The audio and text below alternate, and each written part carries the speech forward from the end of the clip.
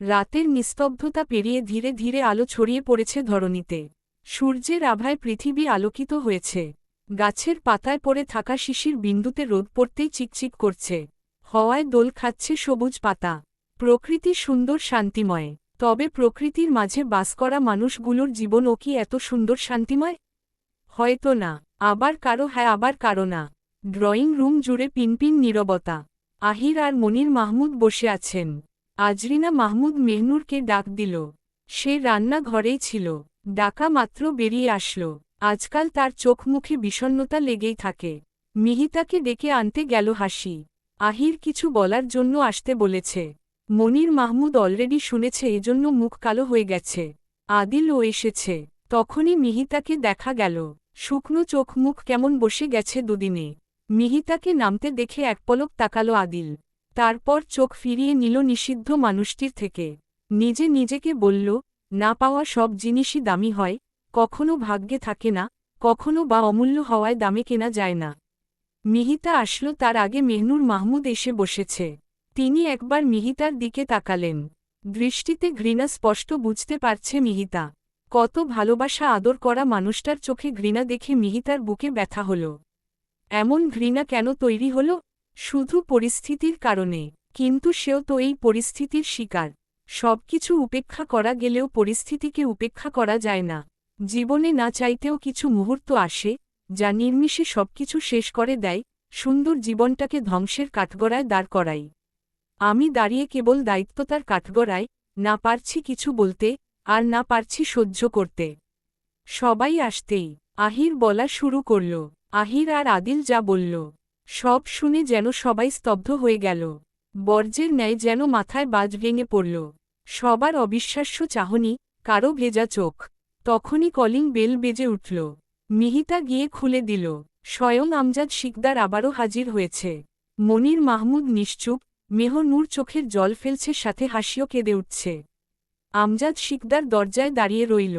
সবার দিকে তাকিয়ে মেহনুরের দিকে দৃষ্টি স্থির রেখে বলল, আপনার স্বামী হারুন মাহমুদকে আমি মারিনি। আজ তার প্রমাণ দিব। সব সত্যি বলবো। হয়তো এতক্ষণে কিছুটা জেনেও গেছেন। অজিত নিজে মুখে স্বীকার করেছে। সব সম্ভব হয়েছে ওই মেয়েটার জন্য। আমজাদ শিকদার মিহিতার দিকে কৃতজ্ঞতার দৃষ্টিতে তাকাল। আঙ্গুল তারই দিকে তোলা। মিহিতা চুপ করে রয়েছে। আমজাদ শিকদার বলতে শুরু করল সব কাহিনী। 15 বছর আগে যখন হারুন মাহমুদ আমাদের গোপন কিছু তথ্য পায় এবং মিডিয়ায় দেওয়ার জন্য প্রাণপণে সেই সব তথ্য নিয়ে ছোটে, তখনই খবর পাই। আমি এবং অজিত পিছু নিই। আমার হাতে ছিল পিস্তল। এক সময় হারুন দৌড়াতে থাকলে অজিত আমার হাত থেকে ট্রিগারে চাপ দেয়। হারুন সেখানে লুটিয়ে পড়ে। আশেপাশে কেউ ছিল না। অজিত তড়িঘড়ি করে সব তথ্য নিয়ে আমাকে তাড়াতাড়ি সরে যেতে বলে। তারপর শুনি কেউ তাকে হসপিটালে নিয়ে যায়, কিন্তু বাঁচানো যায়নি কারণ গুলি লেগেছিল বুকের পাশে। আমি গুলি করতে হুট করে অজিত এমন করে বসবে জানা ছিল না। বাঁচার নেশায় কিছু করতে পারিনি। অজিত আমায় টেনে নিয়ে আসে, ঝামেলা বা দোষ যেন আমাদের উপর না আসে।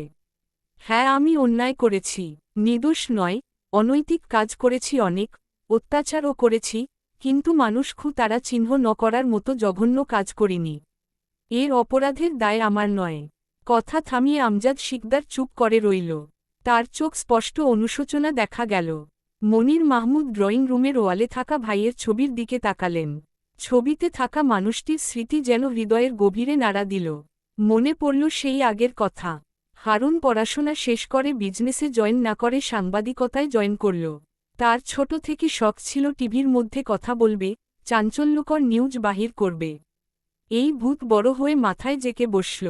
সবার বিরুদ্ধে গিয়ে সফল হল। ধীরে ধীরে তার কাজে উন্নতি হচ্ছিল আর শত্রু বাড়ছিল। নিজের জীবনের ঝুঁকি নিয়ে তথ্য সংগ্রহ করত। এর মধ্যে বাবার পছন্দে বিয়ে করল, সংসার হল, ছোট একটা পরীর জন্ম নিল। কিন্তু সে পরী বাবার পুরোপুরি ভালোবাসা পাওয়ার আগেই তার বাবা পৃথিবী থেকে বিদায় নিল।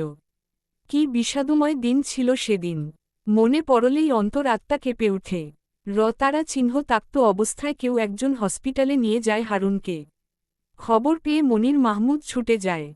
তখন হারুনের সিরিয়াস অবস্থা। শ্বাস নিতে পারছে না, কথা বলতে গিয়ে কণ্ঠনালীতে আটকে যাচ্ছে যেন। সে কেবল মনির মাহমুদের হাত ধরে শুধু অস্পষ্ট সুরে বলেছিলেন, হাসিকে দেখো ভাইজান, আর শিকদার বাড়ির মানুষকে ক্ষমা করিও না। তাদের জন্য আমার মেয়েকে দেওয়া কথা রাখতে পারব না। আসার সময় আধো আধো বলিতে বলেছিল, আলবু তালাতালি এছো। কিন্তু আর হয়তো ফেরা হবে না ভাইজান।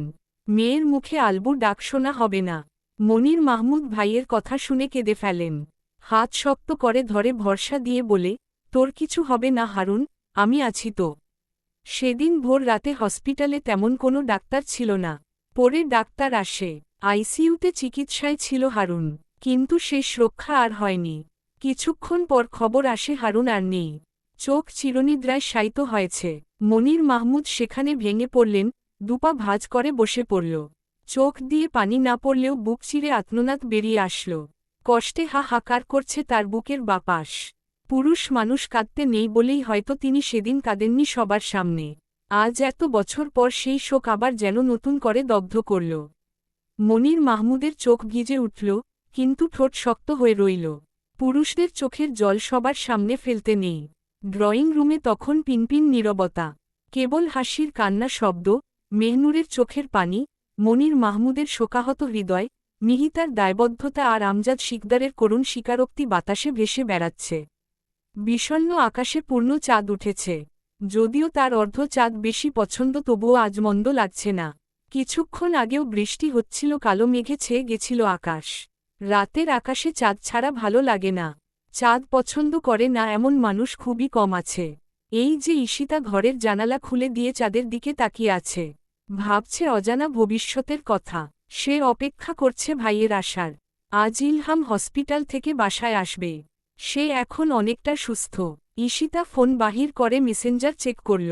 না, রিপ্লাই দেয়নি। মন খারাপ আরও তীব্র হল। ছটফট করতে থাকা কোমল হৃদয় অপেক্ষায় রইল উত্তরের আশায়। আদিল সবে ফাংশন শেষ করে এসেছে।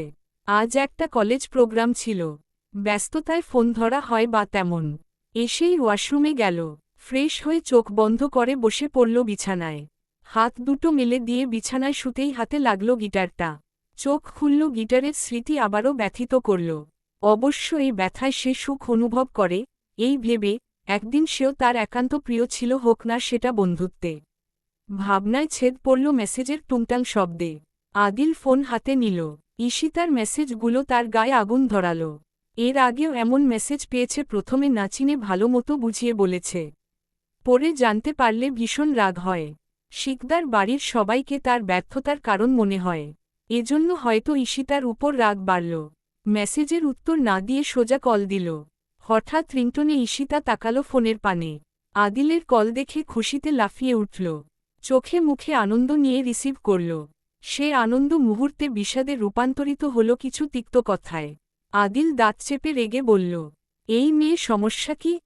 একবার সাহায্য করেছি, তোমার বাবা ভাইকেও করছি। তাই বলে ভেবো না তোমাদের আমি পছন্দ করি। আমার চোখে সবচেয়ে অপছন্দের মানুষ হল তোমার ভাই ইলহাম শিকদার, এবং তার সাথে জড়িত সবাইকে আমি অপছন্দ করব। অপছন্দের খাতায় তোমার নামও থাকবে জানো নিশ্চয়ই। তাহলে ভাবিকেও অপছন্দ করেন না কেন? সেও তো আমার ভাইয়ের সাথে আষ্টেপৃষ্ঠে জড়িত। ঈশিতার উত্তরে আদিল চমকে উঠল। সে কি ভুল শুনল? সে মিহিতার ব্যাপার কিভাবে জানল? ঈশিতার সে কথাটুকু যেন কাটা ঘায়ে নুনের ছিটার মতো লাগল। বলল, তাকে অপছন্দ করার কোনো কারণ নেই। আছে শুধু অঢেল কারণ পছন্দ করার। সে আমার জীবনে ছিল চাঁদের মতো, হঠাৎ আমাবস্যা এসে চাঁদকে গ্রাস করল। আর সে আমাবস্যা হল ইলহাম শিকদার। নেক্সট টাইম এমন ট্যাক্স দিবে না। আমার জীবনে একজনই ছিল, একজনই থাকবে। না হোক তাকে পাওয়া, তবুও মনের কোনো সব সময় থাকবে সে, যেমন করে থাকে ঝিনুকের ভেতর থাকে মুক্তা। ঈশিতা চোখের কুর্নিশ বেয়ে পড়ছে অশ্রু। আবেগের বয়সে অল্পতে কেঁদে ফেলা অনেক মেয়ের স্বভাব। সময়ের সাথে ম্যাচুরিটি আসলেও এই বয়সে আবেগে ভাসে বেশি মন। না দেখে ভালোলাগা সৃষ্টি, তারপর চোখে চোখ পড়া, ভালোলাগা থেকে ভালোবাসার সৃষ্টি হওয়া সবই তার একপক্ষিক। জীবনে এই ভুল মানুষকে বেশি কাঁদায়, তা হল একতরফা ভালোবাসা। পাওয়ার আশা না থাকলেও হৃদয় বলে পেলে মন্দ হতো না। সুখনীরে দুজনের একটা সংসার হতো, রাত নামলে সুখ দুঃখের গল্প করত, মাঝে মধ্যে নিঘুম রাত কাটাত, একটা ভালোবাসাময় কাঁধে মাথা রাখত। তবে সব চাওয়া কি আর পূরণ হয়? হয় না, এটা সবাই জানে। আমরা তাকেই তীব্রভাবে চাই, যাকে পাওয়া আমাবস্যায় জ্যোৎস্নার ন্যায়। তার অশ্রুসিক্ত চোখের আহাজারি কেউ দেখল না, শুনল না। বুক চিরে বেরিয়ে আসলো কান্নার শব্দ আর দীর্ঘশ্বাস। রাত 10টার দিকে আমজাদ শিকদার ও অমিত সহ ইলহামকে বাসায় আনল। মমতা শিকদার অধীর আগ্রহে বসেছিল ফেরার অপেক্ষায়। তিনি সকালে বাড়িতে এসেছে সবকিছু ঠিকঠাক করতে। একটা মানুষ না থাকলে বাড়ি পুরো এলোমেলো হয়ে থাকে। ইলহাম সোফায় বসল, তার চোখে মুখে বিষণ্ণতা। সেদিনের পর 2 দিন কেটে গেছে, তবুও মিহিতার আর দেখা পায়নি। তাকে দেখতে না পাওয়ার যন্ত্রণায় বুকের ভেতর ছটফট করছিল, কিন্তু উপায় ছিল না।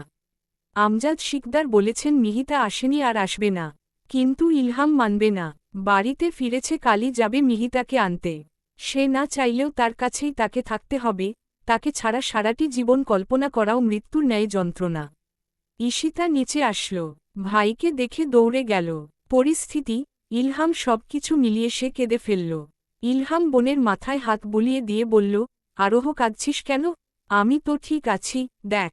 ঈশিতা থামল না, ফোপাতে থাকল। ইলহাম হাসল একটু, মমতা শিকদারকে উদ্দেশ্য করে বলল, ওকে তাড়াতাড়ি বিয়ে দিতে হবে বুঝলে? তাহলে কান্নার জন্য আরেকটা কারণ হবে। হুদাই কাঁদছে কারণ ছাড়া। ঈশিতা চোখ মুছল, ভাইয়ের মুখের হাসি দেখে সেও হেসে দিল। মনে মনে যন্ত্রণায় কথা বলল, কাদার জন্য কারণের অভাব আছে? সবচেয়ে বেশি মানুষ কাঁদে ভালোবাসার মানুষ হারানোর ভয়ে। সেই কারণটা তার জীবনে অধিক স্তরে। ইলহাম ঘরে যায়নি, একবারে খাবার খেয়ে ওষুধ খেয়ে উপরে যাওয়ার জন্য পা বাড়াল। সিঁড়ি বেয়ে উপরে উঠে যত ঘরের দিকে এগুচ্ছ তত মিহিতার কথা মনে পড়ছে। সে ঘরে তারা দুজনে থাকত, মুখে শত কথা বললেও হৃদয়ে দুজনেরই ভালোবাসা ছিল। আজ সে ঘর ফাঁকা, মিহিতা নেই। ইলহামের সবকিছু শূন্য লাগছে, অনুশোচনা হচ্ছে তাকে কষ্ট দেওয়ায়, আফসোস হচ্ছে তাকে বিশ্বাস না করাই। ফাঁকা বিছানায় গিয়ে বসল, বাম পাশে বালিশটা খালি, অথচ সেখানে কেউ একজন ঘুমাত। শরীর ক্লান্ত লাগছে, মিটমিট করে ব্যথা করছে কাঁধটা, তবে সে ব্যথা মনের ব্যথার কাছে তুচ্ছ। ইলহাম ডানপাশে টেবিলে ফোনটা রাখতে গিয়ে একটা ফটো ফ্রেমের উপর নজর পড়ে। হ্যাঁ, ছবিতে ইলহাম আর মিহিতা। এটা বিয়ের আগে তোলা। মিহিতা আর সে অফিসে বসে ছিল তখনই তোলা। ইলহাম অবাক হলো, এটা এখানে কি করে এলো? কে আনলো? এটা আমি এনেছি। সবকিছু আপনাকে ফেতর দিতে এলাম, স্মৃতি, আফসোস, যন্ত্রণা সবকিছু। কিন্তু আফসোস, প্রতারণাটা দিতে পারলাম না। পরিচিত কণ্ঠে শুনে হৃদয় শীতল হল, অবাক হল মিহিতাকে দেখে, তারপর তার বলা কথাগুলোর অর্থ বুঝার চেষ্টা করল। সফলও হল। বিছানা থেকে উঠে ওয়াশরুমের দিকে মিহিতার কাছ আসতে আসতে তখন বলল, স্মৃতি ফেরত দেওয়া যায়? আফসোস, যন্ত্রণা সবই পেয়েছি। প্রতারণা করেছ? মিহিতা ভ্রু কুঁচকে তাকালো, সে কখন প্রতারণা করল? ইলহাম তার অভিব্যক্তি দেখে হাসল, খানিটা কাছে এসে মিহিতার কোমর পেঁচিয়ে ধরে, চোখ রাখল চোখে। মিহিতা ছাড়াতো চাইল, রাগ দেখালো, তবে কাজ হল না। ইলহাম থেকে যাওয়া প্রশ্নের উত্তর দিল, প্রতারণা করেছে তো, জানো না? এই যে আমার বাড়ি আসবে, থাকবে না আমার সাথে, অথচ এই বাড়িতে, এই ঘরে এবং ঘরের মালিকের আলিঙ্গনে আছো। এটা কি প্রতারণা নয়? আমারটা ছিল মিথ্যা প্রতারণা, যার কোনো ভিত্তি ছিল না, আর তোমার প্রতারণা ভালোবাসার প্রতারণা। এমন প্রতারণার শিকার সকলে হোক, তোমার মতো তেজস্বিনী বউ সবার কপালে জুটুক। খারাপ সময় পেরিয়ে নতুন দিনের দেখা দিয়েছে। প্রকৃতি যেমন ঝড় শেষে আবার শান্ত হয়ে যায়, তেমনি মানুষের জীবনেও দুঃসময় কাটলে আশার আলো ফুটে ওঠে। কখনো সূর্য ডোবার মুহূর্তে আকাশ জুড়ে রং ছড়ায়, মন ভরে যায় রূপে আর আলোর খেলায়। আবার কারো জীবনে রয়ে যায় আমাবস্যার আধার, যেখানে চাঁদের আলো পৌঁছায় না, শুধু একরাশ শূন্যতা থেকে যায়। তবুও সময় সবচেয়ে বড় ওষুধ।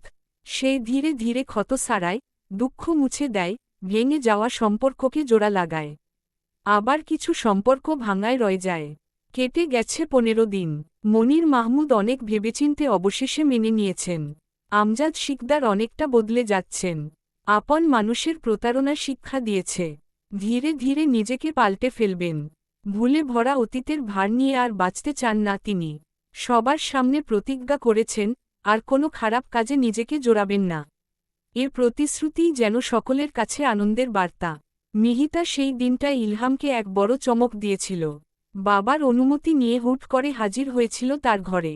ইলহাম অবাক, সাথে উম্মাদের মতো জাপটে জড়িয়ে ধরেছিল। সব স্মৃতি, সব যন্ত্রণা ফিরিয়ে দিতে এসেছি। কথাগুলো সে কেবল শুধু ইলহামের কানে শোনানোর জন্যই সেই নাটক সাজিয়েছিল। এখানে ইলহামের কোনো দোষ ছিল না। সবাই পরিস্থিতির শিকার, তবে আমজাদ শিকদারের সব কাজ পরিস্থিতির শিকার ছিল না। কিছুটা তার করা দাম্ভিকতা বজায় রাখতে আর কিছুটা তাদের প্ররোচনায়। মিহিতাকে সে রাতে ইলহাম যেতে দেয়নি। শক্ত বাঁধনে বেঁধে পাড়ি দিয়েছিল ভালোবাসার রাজ্যে।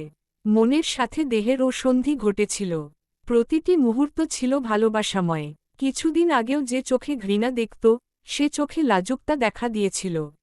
উষ্ণ আলিঙ্গন হয়ে উঠেছিল মরুর বুকে জলের ন্যায় প্রেমের সন্ধির মতো। গত কয়েকদিনে ইলহাম মিহিতাকে এক মুহূর্তের জন্যও চোখের আড়াল হতে দেয়নি। যেন ছাড়লেই হারিয়ে যাবে এমন আতঙ্ক তার ভেতরে কাজ করে।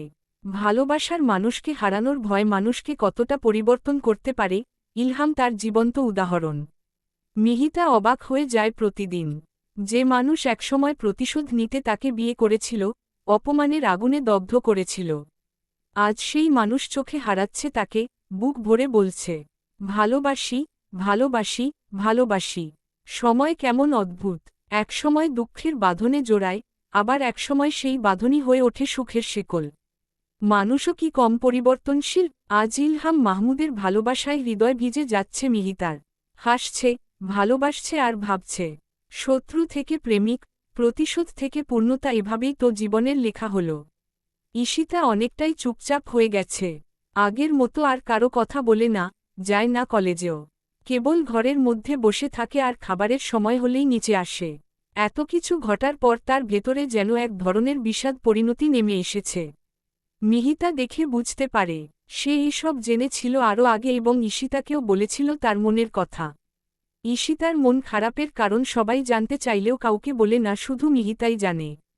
তাই তো সেদিন আদিলের সাথে কথা বলেছিল, ঈশিতাকে যেন মেনে নেয়। মেয়েটা তাকে সত্যি ভালোবাসে। আদিল শুনেছিল, তাচ্ছিল্য হেসে বলেছিল, সত্যি ভালো তো, আমিও বেসেছিলাম। মিহিতা চুপ রইল। কিছুক্ষণ পর আবার বলল, ইলহামের প্রতি প্রতিশোধ নিতে ঈশিতার সাথে এমন করছ? আদিল অবাক হয়ে হেসে বলেছিল, আমাকে এমন ভাবো? প্রতিশোধ নেওয়ার হলে তাদের বাঁচাতে সাহায্য করতাম। মেয়েটা যখন থেকে বলতো তখন আমি জানতাম না ও শিকদার বাড়ির মেয়ে। আর সে ছোট মানুষ, আবেগে এসব বলছে।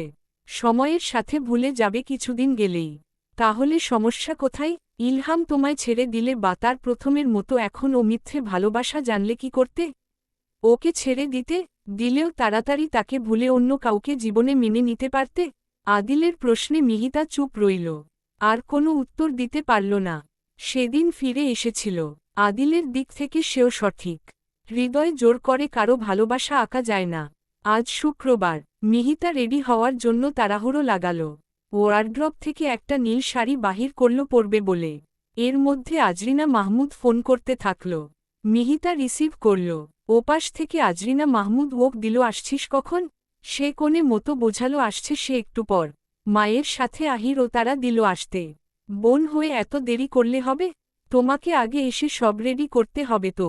মিহিতা আসছি বলে ফোন রাখল। তাড়াহুড়ো করে শাড়ি পরতে গেল। শাড়ির কুচি ধরতে একজন লাগবে, কিন্তু কেউ নেই আশেপাশে। মমতা শিকদার তো আগেই গেছে। ঈশিতার মন ভালো নেই, এজন্য ডাকল না এবং সেও রেডি হচ্ছে। মিহিতা বিরক্ত হলো, একে সবাই তারা দিচ্ছে, তার মধ্যে ইলহামও যে কই গেল এখনও আসল না। বিরক্তির আগে নাকমুখ কুচকে নিজেই কুচি ঠিক করতে মাথা নিচু করল। তখনই দরজা খোলার শব্দ হল। মিহিতা তাকানোর আগেই ইলহাম তার সামনে এসে পড়েছে। নিচু হয়ে ঝুঁকে পড়ল, শাড়ির কুচি ঠিক করতে লাগল। মিহিতা রাগ দেখিয়ে বলল, এমনিতে তো সারাদিন আশেপাশে থাকেন, আজ কই ছিলেন? কাজের সময় পাওয়া যায় না। ওদিকে ওই বাড়ি থেকে সবাই তাড়া দিচ্ছে। আমাকে প্রয়োজন আগে বলবে না? তুমি বললে শত কাজ রেখেও আসতে পারি। আর যদি হয় এমন রোমান্টিক মুহূর্ত, তবে তো কথাই নেই। রঙের কথা বাদ, তাড়াতাড়ি যেতে হবে। ইলহাম কুচি ঠিক করে মিহিতার হাতে দিল। মিহিতা তা গুজে নিল, শাড়ির আঁচল জড়িয়ে ঠিকঠাক করল। ইলহাম কেবল এক দৃষ্টিতে তাকিয়ে আছে। মিহিতা সাজার ফাঁকে ইলহামকে তাকিয়ে থাকতে দেখে ইশারায় বলল, কি দেখছেন? ইলহাম মিহিতার কাছে গেল।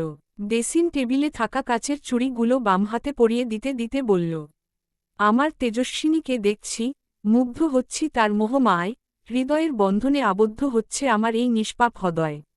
আপনার রোমান্টিক কথা শোনার সময় নেই, চলুন। ইলহাম রেডি ছিল ওরকমই যাবে বলে আর চেঞ্জ করল না। দুজনে বেরিয়ে পড়ল ওই বাড়ির ঠিকানায়। এত তাড়াহুড়ো করার কারণ হল আজ আহির আর হাসির আকদ। মনির মাহমুদ নিজে সিদ্ধান্ত নিয়েছেন বাবাহারা ভাইয়ের মেয়েকে সাথে রাখবেন। বাবার আদর না পাওয়া মেয়েটার সুখ দেখবেন। আহিরের কোনো আপত্তি ছিল না বিধায় এই আয়োজন।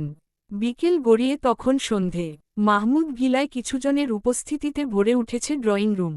আমজাদ শিকদার আর মনির মাহমুদ গল্প করছেন। মিহিতা হাসিকে রেডি করিয়ে নিয়ে বসে আছে। ইলহাম আহিরের সাথে আছে। সন্ধ্যের পরই আকদ হবে বলে ঠিক করা হয়েছে। আজান শেষে সকলে নামাজ আদায় করে আসল। সবার পরে আসলো আদিল। তাকেও আসতে বলা হয়েছে। ঈশিতা এক কোনো চুপ করে বসেছিল। হঠাৎ সবার মধ্যে চোখ পড়ল আদিলের উপর। বুকের ভেতরের ব্যথা যেন আরও তীব্র হল, চোখ বেয়ে জল আসতে চাইল। আশেপাশে কত মানুষ, তার মধ্যে চোখে জল দেখলে মানুষ কি বলবে? এই ভয়ে সে আড়াল করল চোখের জল। মিহিতা নিচে এসে আদিলকে দেখে এগিয়ে গেল। দুজনে কথা বলল। আদিল স্বাভাবিক, তবে বাহিরে, ভেতর তো আর কেউ দেখছে না। ইলহামকেও একবার দেখে নিল, তারপর হাঁটা দিল আহিরের কাছে। আকদ সম্পূর্ণ হল। সকলে মিষ্টি মুখ করছে, কেউ খাওয়ার ব্যবস্থায় দৌড়াদৌড়ি করছে। আদিল ধীরে ধীরে মিহিতার সামনে গেল। সেখানে ইলহামও দাঁড়িয়েছিল, সাথে ঈশিতাও। সে হেসে মিহিতাকে বলল, ভালো থেকো, আবার কবে দেখা হবে ঠিক নেই। মিহিতা বুঝতে পারল না আদিলের কথার মানে, তাই জিজ্ঞেস করল, মানে আজ আমার ফ্লাইট, আমি সিঙ্গাপুর যাচ্ছি আবার। কবে আসব ঠিক নেই, এজন্য বললাম আর কি।